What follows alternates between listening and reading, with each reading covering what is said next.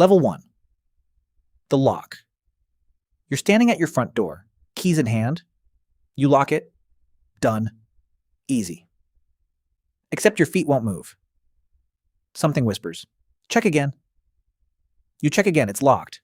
Obviously it's locked. You already knew that. But now there's a feeling in your chest.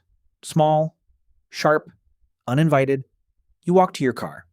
10 steps later, you turn around. Just to look at the door one more time. That's level 1. It feels harmless. It feels like caution. It is not caution, and it's about to cost you a lot more than 10 extra steps. Level 2, the stove. 2 weeks later, you're at work, sitting in a meeting, someone's talking about quarterly numbers. You're not listening. You're thinking about your stove. Did you turn it off? You know you did. You remember doing it. But remembering isn't good enough anymore. Your brain wants proof. Your brain wants certainty. And certainty doesn't exist. So you leave the meeting. You drive 20 minutes home. The stove was off. It was always off. You drive back to work. 40 minutes wasted. Nobody claps for this. Here's the part that should scare you. This is only level 2, and it already runs your schedule. Level 3, the count. Now it's not just locks and stoves. Now it's numbers. You wash your hands. Once isn't enough. Twice isn't enough. 4 is a good number. 4 feels safe. You don't know why. You just know if you stop at 3, something bad happens. Nothing bad ever happens, but you can't take that risk. Your hands are cracked and red. Your coworkers notice. You tell them you're just really into skincare. Funny line, bad excuse. Nobody's buying it, not even you. And this is where most people think the story stops. A quirky habit. A weird routine. It's not close to over. Level 4, the spiral. This is where it stops being small. You start avoiding things. Doorknobs. Handshakes. Other people's pens. Your world gets smaller on purpose. Smaller feels safer. You cancel plans. You tell your friends you're just tired. You're not tired. You're exhausted from a war nobody else can see. Every day is a checklist. Every checklist has 100 items. Every item has to be perfect. Perfect never arrives. So you build another checklist and another. And somewhere in there, you stop noticing you're trapped. Level 5. The cost. By now, this thing has a price tag. Hours of your day, gone. Sleep, gone. Money on hand sanitizer, on replacement locks, on therapy. You keep almost booking. You start doing the math. 2 hours a day on rituals, that's 14 hours a week. That's 700 hours a year. 700 hours you will never get back. You could have learned a language, started a business, slept. Instead, you checked a stove that was already off 42 times, and the scariest part? You do it again tomorrow, because tomorrow the fear will feel just as real.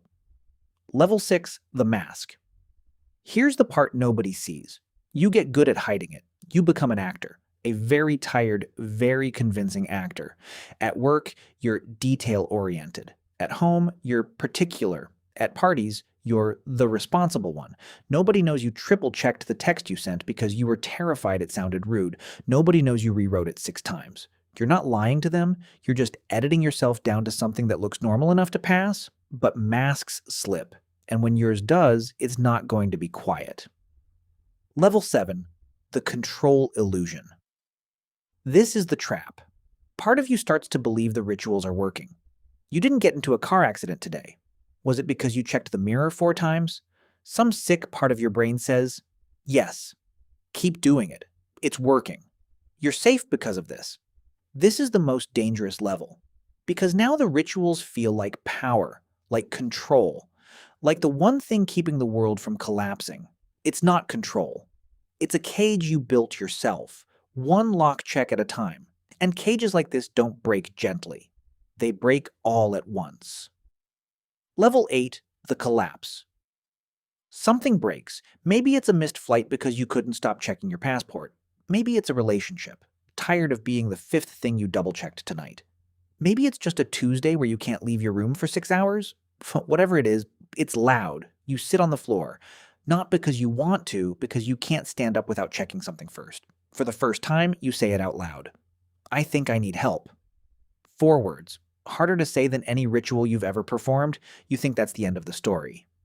It's not even close. Final level. The cycle or the climb. Here's the twist most people don't expect. Getting help doesn't erase it. Therapy is not a light switch. Exposure and response prevention, the actual treatment, is brutal. It asks you to touch the doorknob and walk away without checking. It asks you to leave the stove and just trust yourself. Every session feels like defusing a bomb with your bare hands. But something starts to shift. The urges don't disappear. You just stop obeying them so fast. This is where the story actually ends, not with a clean finish line, not with cured, with a choice every single day. Some days you'll check the lock twice and walk away, a win. Some days you'll check it 11 times and hate yourself for it. A setback. The rituals don't vanish. You just get stronger than they are. That's the real ending. Not a hero who defeats the monster once, a person who wakes up every day and quietly chooses not to let it win. If any of this felt familiar, that whisper, that count, that door you keep walking back to, you're not broken. You're not too much.